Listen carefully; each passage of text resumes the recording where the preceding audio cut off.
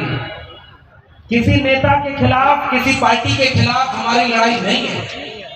हमारी लड़ाई कलम और किताब बचाने की है।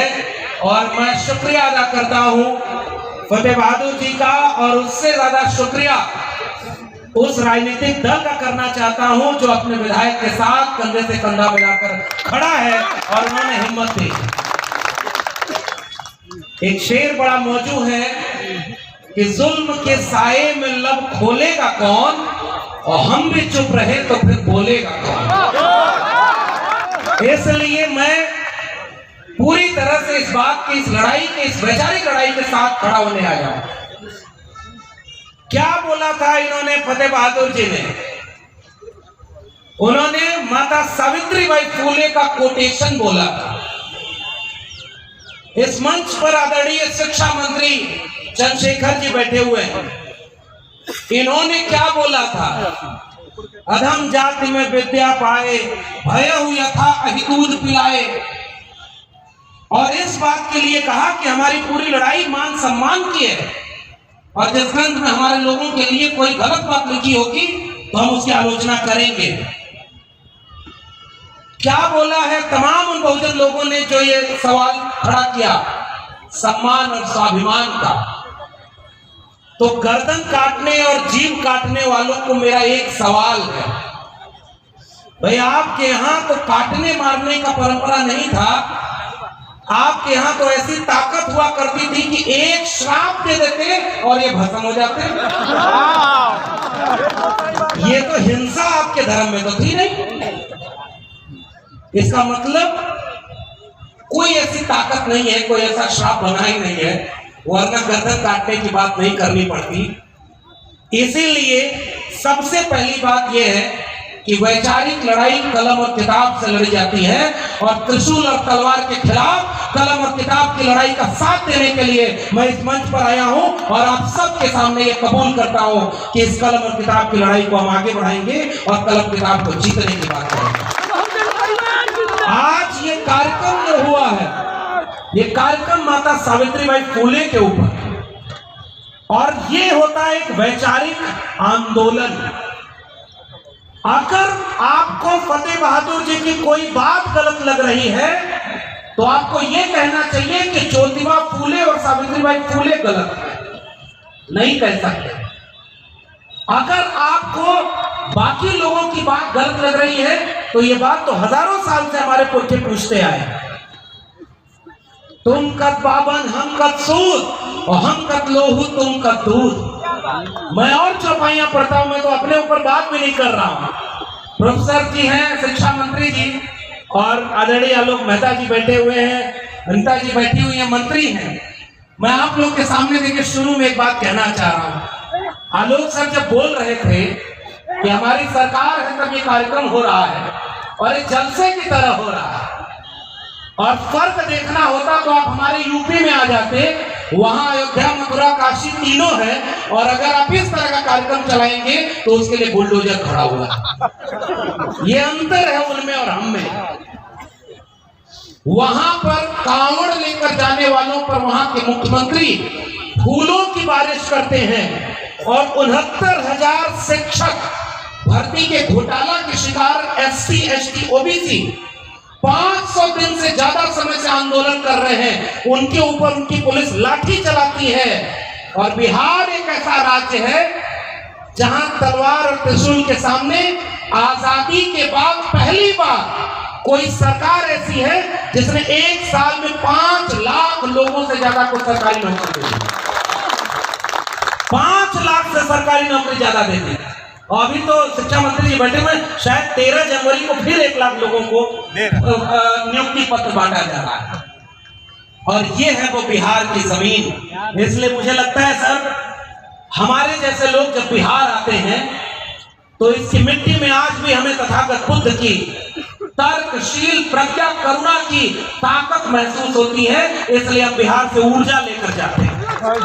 इस बिहार जब हम आते हैं तो सम्राट अशोक को याद करते हैं। आज के लोग कहते हैं हम अखंड भारत बनाएंगे, और यहाँ के लोगों को कहते हैं कि अगर आपको इनका मामला कबूल नहीं तो आप पाकिस्तान चले जाइए, बोलते हैं ना। और अखंड भारत में 45 करोड़ मुसलमान बाहर से भारत में आ जाएंगे, उसका क्या करोगे? इसलिए जब बिहार हम आते हैं तो सम्राट अशोक को याद करते हैं। ये इतिहास है आपका। हमारी लड़ाई किसी जाति किसी धर्म के खिलाफ नहीं है।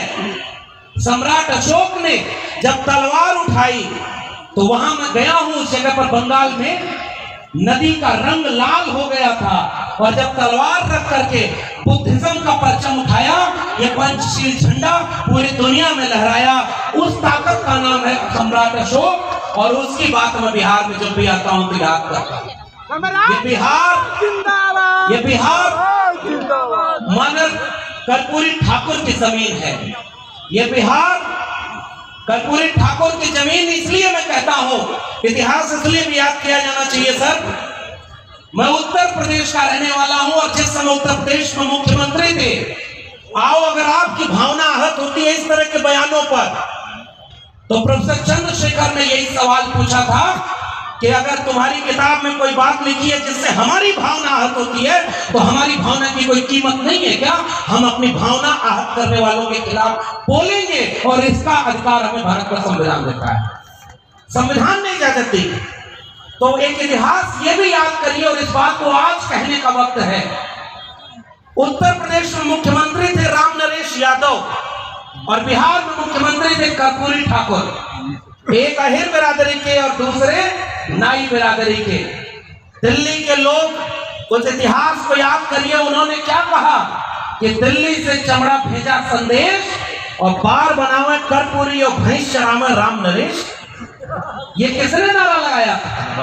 बड़ जात बतियौला से और छोट जात लतियौला से। ये मुहावरा किसने बनाया था? ये सवाल हमने पूछना शुरू किया, क्योंकि तुमने कभी अपने धर्म के नाम पर हमें एक माना ही नहीं। तुम हमें जातियों में बांटकर अपमानित करते रहे हो। अहिर गणरिया कुर्मी चोर और धर सारे का टंगरी तोड़। भोजपुरी समझते हैं ना?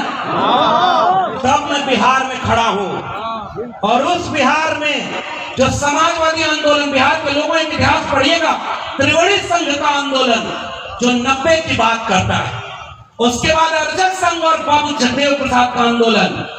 ये आज के नौजवान जितने आए हैं सेल्फी खिंचाने, मैं उनसे कहना चाहता हूं, पुराने लोग तो उस इतिहास के गवाह हैं।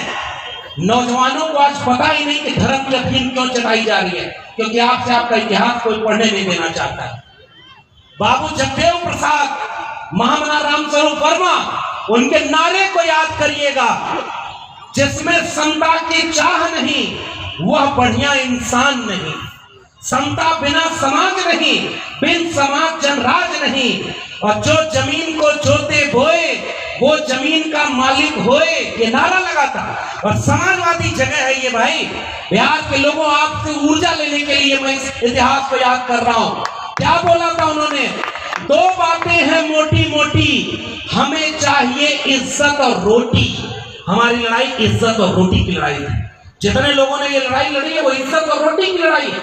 तो समाजवाद का नारा था, मिटे गरीबी और अमीरी, मिटे चाकरी और मजबूरी, रोटी कपड़ा सस्ती हो और दवा पढ़ाई मुफ्ती हो।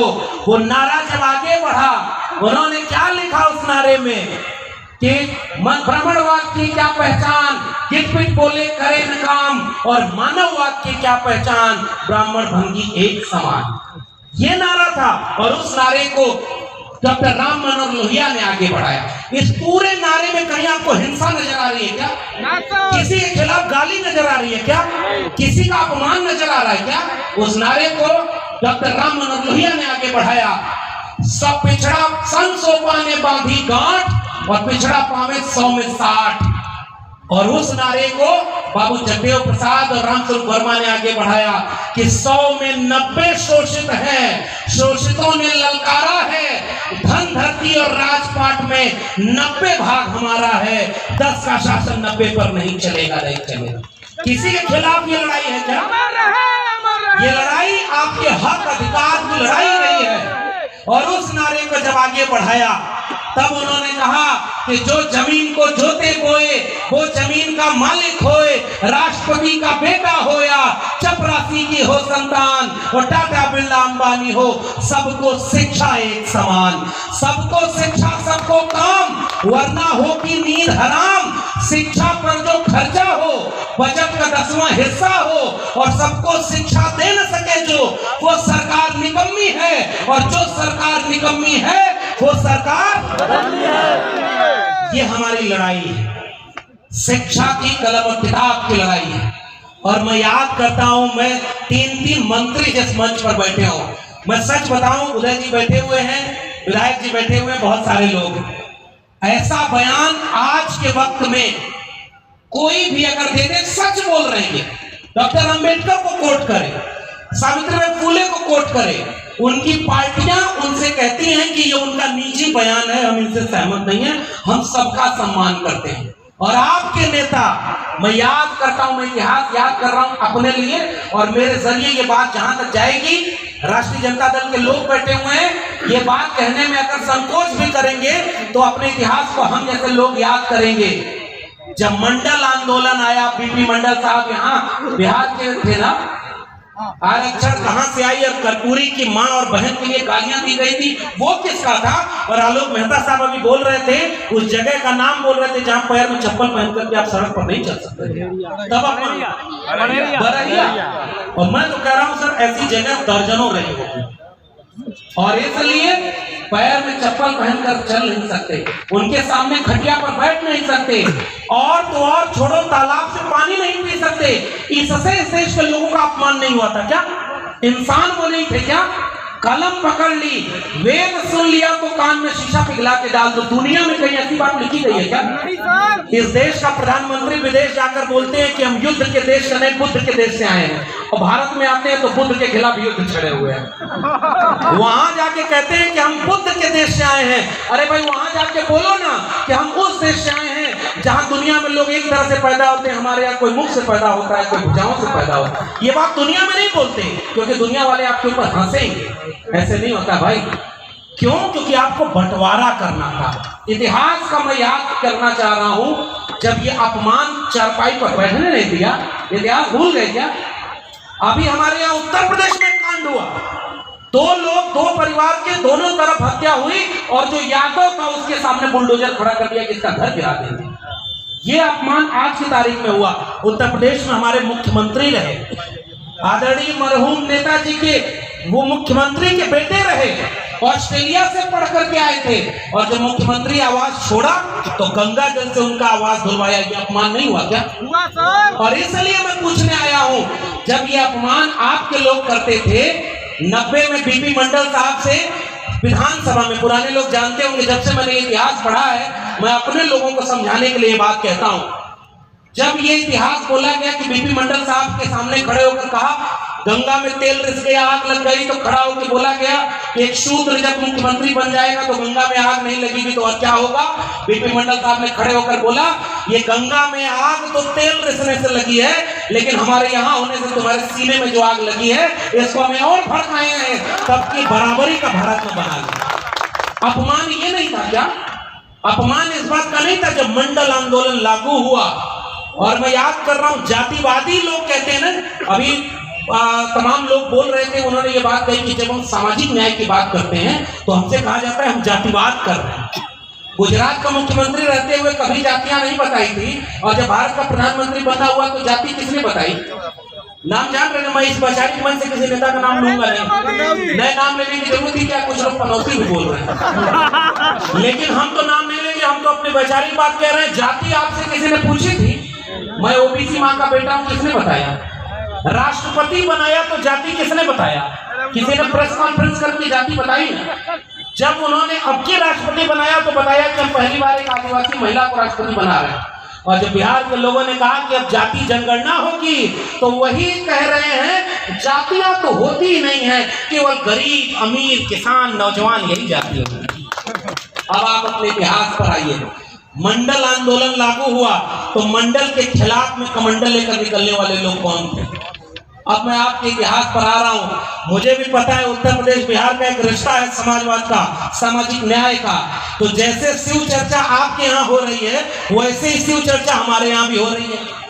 यहाँ इतनी महिलाएं बैठी हैं और मैं फिर से बधाई दूंगा फतेह बहादुर जी को। माता सावित्रीबाई फुले का ये कार्यक्रम मंच पर बैठे हम तमाम बड़े लोगों से नहीं, इतनी महिलाएं जो इतनी तादाद में इतने देर से बैठी हैं इनकी वजह से कामयाब हुआ, इसलिए इनके लिए ताली बजाना चाहिए। ज्योतिबा फुले सावित्रीबाई फुले तब तक बराबर नहीं बनते जब तक उन्होंने कलम हाथ में नहीं ली होती। ज्योतिबा फुले को पिता ने घर से निकालने के लिए कहा कि तुम्हें अपना स्कूल चुनना है या अपना घर चुनना है। ज्योतिबा फुले ने अपना घर चुना था। क्या आप लोग भी जरा जोर से बताइए? अपना स्कूल चुना था ना। और पत्नी को पढ़ाया सबसे पहले ज्योतिबा फुले ने। पता है कैसे पढ़ाया था? पेड़ की डंडल तोड़कर मिट्टी पर लकीरें खींचकर उन्होंने सावित्रीबाई फुले को पढ़ाया। और जब उनके स्कूल खोलने के लिए कोई जगह नहीं मिली, ये बिहार की समाजवादी जमीन है, मैं फिर से एक इशारा कर रहा हूं, जब जमीन नहीं मिली ज्योतिबा फुले को तो ज्योतिबा फुले के स्कूल खोलने का विरोध कौन लोग किए थे पता है? मुखस से जाए थे। और मैं नहीं बोलूंगा क्योंकि धर्म का अपमान हो रहा था। शूद्र और महिलाओं के बच्चों को शिक्षा देना अगर धर्म का अपमान है तो ये बताओ वो धर्म शूद्रों और महिलाओं का था क्या? नहीं।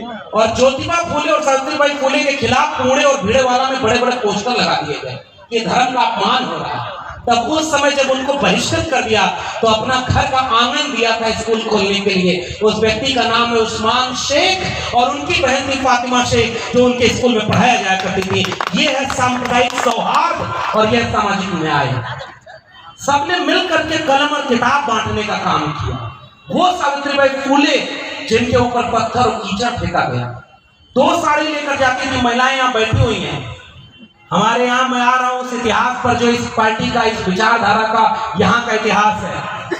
सावित्रीबाई फुले 2 साड़ी लेकर घर से निकलती थी स्कूल जाने के लिए क्योंकि रास्ते में उनके ऊपर गोबर फेंका जाता था, मैला फेंका जाता था। और सावित्रीबाई फुले जाकर बोलती हैं तुम मेरे ऊपर गोबर फेंकते रहे, मैं तुम्हारे बच्चों को शिक्षा देती चली गई। एक दिन गोबर हारेगा और कलम और किताब जीतेगी। लेकिन अब एक बात का जवाब दीजिए, कल जो गोबर फेंकते थे उन्हीं के लोग आज गोबर में विज्ञान ढूंढते हैं। समझ रहे कि नहीं? आधा किलो गाय का गोबर अगर लीप लीजिए तो वह रेडिएशन नहीं होगा। सुना? आधा किलो गाय का गोबर अगर ऊपर से ढक लीजिए तो परमाणु बम के हमले से बच जाएंगे। आधा किलो गाय के गोबर कोहिनूर हीरे से भी ज्यादा होता है। तो हमारे प्रवक्ता ने बोला कि इतना फायदा है अगर उसमें, तो अगर रोज आधा किलो गोबर खाया करिए तो दिमाग भी बढ़ा। इसमें तो किसी का अपमान नहीं है ना भाई। अगर वो वैज्ञानिक है तो खाना चाहिए। उस गाय के बछड़े को गोबर और वहां हलवा रख दीजिए, वो सूंघ के क्या खाएगा? गोबर खाएगा कि हलवा खाएगा? और इंसान कहां पहुंच गया? अब मैं और ज्यादा नहीं कहूंगा, समझदार को इशारा काफी है। सावित्रीबाई फुले के ऊपर गोबर फेंकने वाले इतिहास में मिट गए। गोबर और पत्थर सह करके आपके बच्चों को कलम और किताब पकड़ाने वाली सावित्रीबाई फुले अमर हो गई और आज भी सावित्रीबाई फुले की जयंती मनाई जा रही है। अगर फतेह बहादुर सिंह जी यहाँ पर कोई दूसरा धार्मिक कार्यक्रम कर देते तो वहां एकदम दूसरा माहौल होता। लेकिन मैं तो शुक्रिया अदा करता हूं कि संस्कार का इतने देर तक कलम और किताब की बात सुनने के लिए आप लोग बैठे हैं। और जो सरकार में मंत्री हैं, 3 मंत्री इतनी देर तक बैठे हुए हैं, ये वैचारिक प्रतिबद्धता है। आप 2 बार विधानसभा अध्यक्ष रहे उदय नारायण जी, यहाँ से जब खड़े होकर बोल रहे थे ना कि फतेह बहादुर आगे बढ़ो, हम तुम्हारे साथ हैं। अरे भाई बाकी छोड़िए, आपका इतिहास ही यही रहा। मंडल के विरोध में कमंडल का रथ लेकर कुछ लोग निकले थे ना। अब मैं अपना वर्तमान का इतिहास याद कर रहा हूँ। लोगों से पूछा कि लालू यादव ने बिहार को स्वर्ग बनाया, तो लोगों ने कहा कि लालू यादव ने बिहार को स्वर्ग नहीं बनाया, लेकिन बेजुबानों को जुबान देकर लोगों को स्वर्ग दे दिया है। अब अपने स्वाभिमान की लड़ाई को अपने दम पर लड़ते। मैं उस यात्रा को याद कर रहा हूँ जब वहां पर पटना के गांधी मैदान का एक वाक्य देखिए, इतिहास कैसे 30 साल बाद बदल रहा है। पटना के गांधी मैदान में उस समय के मुख्यमंत्री आदरणीय लालू प्रसाद यादव जी जब बोलने के लिए खड़े हुए तो इस इतिहास को याद रखना कोई आपका शिक्षा कलम किताब और स्कूल बचाने के धर्म वाले कभी नहीं आए, लेकिन उनका धर्म बचाने के लिए आपके घर से आपका बेटा बेटी मांगने आ जाते हैं। आप याद रखना, आपके नेता ने क्या कहा था कि अगर इंसान ही नहीं रहेगा तो मंदिर में घंटा बजाने कौन जाएगा, अगर इंसान ही नहीं रहेगा तो मस्जिद में इबादत देने कौन जाएगा। जितना एक प्रधानमंत्री के जान का कीमत है, उतना ही एक आम इंसान के जान का कीमत है। हम अपने राज्य में दंगा फैलने नहीं देंगे और हम चाहते हैं कि अपना रथ लेकर वापस चले जाएं। रथ वापस नहीं गया तो संविधान को हाथ में लेकर उस सांप्रदायिक रथ के सामने चट्टान की तरह खड़े हो जाने वाले नेता का नाम है आदरणीय लालू प्रसाद यादव, और उसकी जमीन पर हम खड़े। और तारीख थी 23 अक्टूबर 1990। अब उत्तर प्रदेश और बिहार का रिश्ता क्या है वो मैं आपसे साझा कर रहा हूं। 23 अक्टूबर 1990 को एक रथ यहां रोका गया तो कुछ लोग चले गए संविधान पर हमला करने उत्तर प्रदेश में। वहां भी एक ऐसा ही समाजवाद का पुरोधा खड़ा था, मुख्यमंत्री बनके, जिसने संविधान पर शपथ ली थी कि हम कानून का राज सुरक्षित रखेंगे। और उन्होंने जब लोग हमला करने चले गए तो 30 अक्टूबर 1990 को ठीक एक हफ्ते बाद गोली चलवाकर संविधान को बचाना पड़ा, तो भी बचाने का काम किया। उनका नाम था मरहूम नेताजी मुलायम सिंह यादव। और ये समाजवाद का रिश्ता है, सांप्रदायिकता के सामने चट्टान की तरह खड़े हो जाने वाले लोग। और आज उन्हीं के लोगों को कहा जा रहा है धर्म खतरे में है, आपको वहां चलना है। ये कौन सा सब इलाज है? फिर भी मैं कह रहा हूं, आज आपकी पार्टी आज भी वैचारिक रूप से वहीं खड़ी है। जब आपके नेता ने ये बात बोली और ऐसी बात हमें लोगों तक पहुंचानी है, भूख लगेगी तो मंदिर जाओगे, रोटी मिलेगी क्या? अब ये बताइए, इसमें किसी का अपमान है क्या? इसमें कोई गलत बात है क्या? अगर भूख लगेगी तो कहाँ जाएंगे? रोटी जहाँ मिलेगी वहां जाएंगे। पैर में चोट लगेगी तो अस्पताल जाएंगे कि मंदिर जाएंगे? ये वैचारिक लड़ाई है। और जो सावित्रीबाई फुले ने लड़ा है, महात्मा फुले ने लड़ा है, बाबा साहब डॉक्टर अंबेडकर ने लड़ा है, और जगदेव बाबू ने लड़ा है। किसी सवर्ण की हरवाही करने के लिए मैं पैदा नहीं हुआ।